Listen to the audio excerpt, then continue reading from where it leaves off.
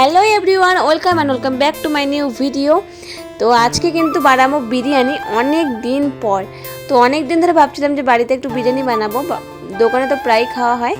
তো ওই দেখো একটু বাড়িতে ঝামেলা হয়ে যায়, জন্য বানাতে ইচ্ছে হয় না। তো ভাবলাম আজকে বানাই। তো সোনাকে ঘুম পাড়িয়ে টাড়িয়ে আমি এই যে বানাতে বসে পড়েছি। এটা সন্ধেবেলা, তো এটা প্রায় তখন 7:30 8টা বাজে। তখনকে আমি সব রেডি করে নিয়েছি। তো সবার ফার্স্টে আমি মাংসটাকে ম্যারিনেট করে নেব। তো মাংসটা কিন্তু আজকে আমি একটু অন্যরকমভাবে রান্না করব। তো এই দেখো সবার প্রথমে আমি কিন্তু পেঁয়াজটাকে ভেজে নিচ্ছি, মানে পেঁয়াজের যে বেরেস্তাটা হয়, তো সেটা বিরিয়ানিতে দিতে হবে। আর আমি মাংসটা কিন্তু এই পেঁয়াজের বেরেস্তা দিয়েই বানাবো, একটু অন্যরকম স্টাইলে। একটা ভিডিও দেখেছিলাম, তো চলো ট্রাই করে দেখি যে কেমন হয় খেতে। তো এই দেখো পেঁয়াজটা কিন্তু অর্ধেক ভাজা কমপ্লিট। তো আর একটু লাল লাল করে ভাজবো, তারপরে কিন্তু পেঁয়াজের বেরেস্তা ভাজা কমপ্লিট হয়ে যাবে।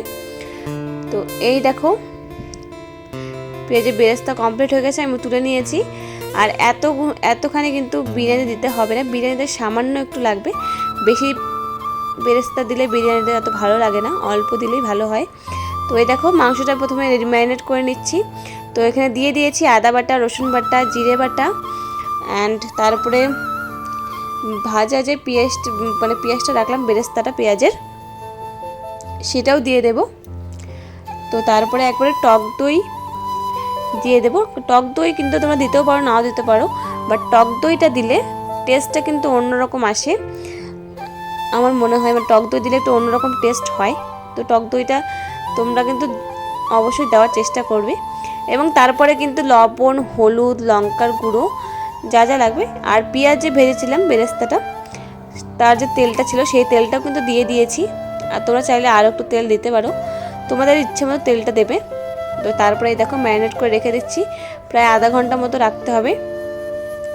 আরও বেশি রাখলে তো বেশি ভালো, আমি আধা ঘন্টার মতনই রেখেছিলাম। আর এই দেখো এখানে কিন্তু বিরিয়ানির জন্য চালটা ভিজিয়ে রেখেছি, প্রায় 1 ঘন্টার মতো ভেজাতে হবে।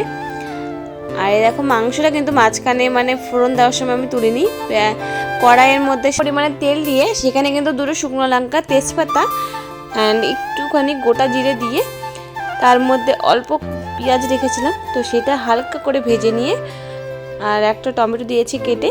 তো সেটা দেওয়ার পরে মাংসটা কিন্তু আমি ছেড়ে দিয়েছি। দেখো কালারটা এতটা সুন্দর চলে এসছে, এখনও কিন্তু মাংসটা কেবল ছেড়ে 10-15 মিনিট হলো। তো কালারটা এত সুন্দর এসছে, তুমি দেখতে বুঝতে পারছো যে কত সুন্দর কালারটা এসছে। তো এই দেখো মাংসটা কিন্তু অর্ধেক কষানো কমপ্লিট হয়ে গেছে। আর একটু কষানোর পরে আমি এখানে কিন্তু ঝোল দিয়ে দেবো। তো ভালোভাবে মাংসটাকে কষিয়ে নিচ্ছি, কারণ মাংস কিন্তু কষানোটাই মেন। মাংস যত ভালো কষানো হবে খেতে কিন্তু আরও ভালো টেস্টি হবে। তো এই দেখো এখানে আমি মাংসর কষানো কমপ্লিট করে ঝোল দিয়ে দিয়েছি। আর এদিকে বিরিয়ানির জন্য জল গরম বসিয়ে দিয়েছি। জল গরমে দিয়েছি সাদা তেল, তেজপাতা, গোটা গরম মশলা, আর সামান্য একটু চালটা দেওয়ার পরে লেবু চিপে দিচ্ছি। লেবুটা দেওয়ার ফলে ভাতটা কিন্তু একদম সাদা হবে। আর সাদা তেলটা কিন্তু অবশ্যই দেবে, তাহলে কিন্তু ভাতটা একদম ঝরঝরে হবে। আর এই দেখো মাংসটা প্রায় হয়ে গেছে, আমি এরকম হালকা মাখাই নামাবো।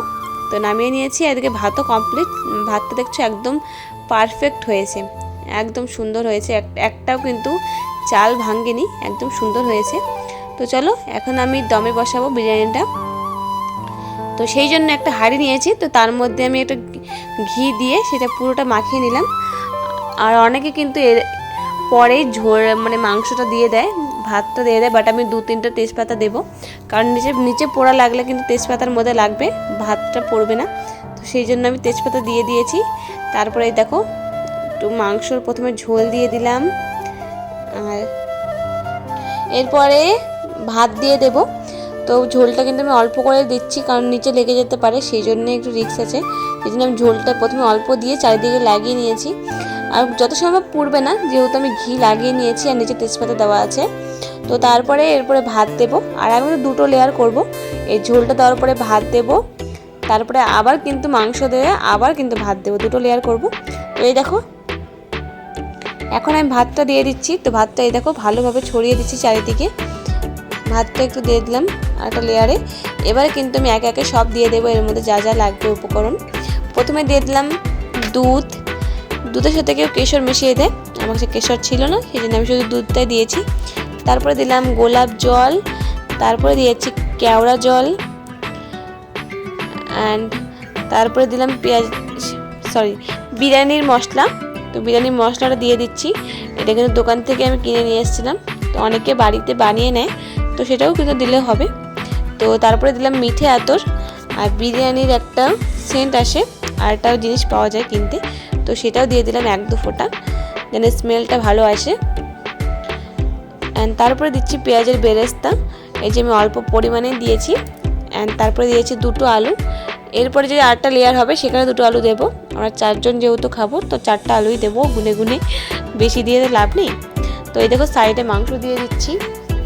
অ্যান্ড ডিম আমি দিইনি, ডিম সিদ্ধ করিও নি, কারণ সেটা আবার এক্সট্রা টাইম লাগবে, আর ডিম খেতে অত ভালোবাসে না কেউ। তো এরকম আরেকটা লেয়ার করার পরে এদিকেও এখানেই আমি দমে বসিয়ে দিয়েছি বিরিয়ানিটাকে। আর আমি কিন্তু চারিদিকে কোনো আটা টাটা কিছুই লাগিয়ে নিই। অনেকে চারিদিকে আটা লাগিয়ে ভালোভাবে মুড়ে দেয় যেন হাওয়াটা না বেরোতে পারে, তো আমি মোড়াইনি। তো এদিকে দেখো অল্প মাংস রয়ে গেছে, তো এগুলো এক্সট্রা খেয়ে নেব বিরিয়ানির সাথে। আর এদিকে দেখো প্রায় আধা ঘন্টার মতো আমি দমে রেখেছিলাম বিরিয়ানিটাকে।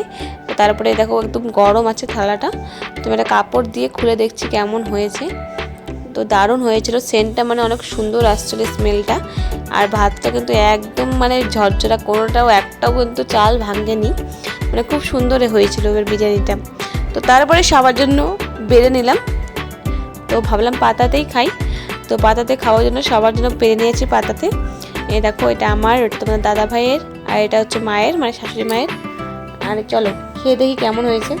তো বিরিয়ানিটা প্রথমে অল্প আলু, একটু কাঁচা পেঁয়াজ আর একটু মাংস নিয়ে, তো চলো একটু খেয়ে দেখি আগে। আর মাংস কিন্তু ভীষণ সফট হয়েছিল, একদম নরম তুলতুলে, মুখে দিতেই গলে যাচ্ছিল। তো দারুণ হয়েছিল খেতে, আমাকে এক্সপ্রেশনটা দেখে বুঝতেই পারছো।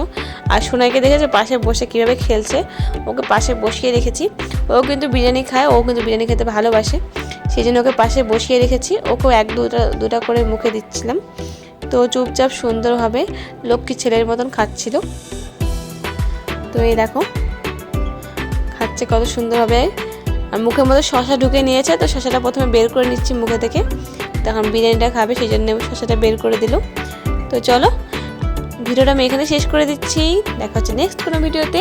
ভিডিওটি ভালো লাগলে অবশ্যই লাইক কমেন্ট করো। টাটা।